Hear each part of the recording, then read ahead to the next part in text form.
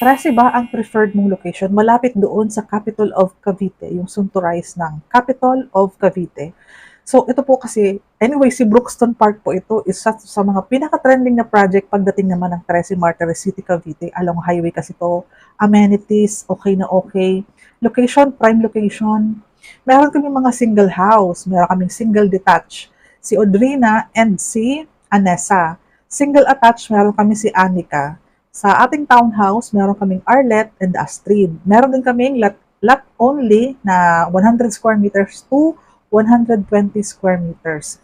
So, sa video na to, may nagtatanong kasi ng single detached. Sabi ko, si Anessa, maganda i-offer. Kasi meron tayong complete turnover and may corner unit pa. Kung option mo to, ma'am, pwede natin itong i-visit anytime dahil Kabuko, Trece Martires City, Cavite, malapit lang po ako. Taga-boundary lang ako ng Trece. Anyways, for the computation po,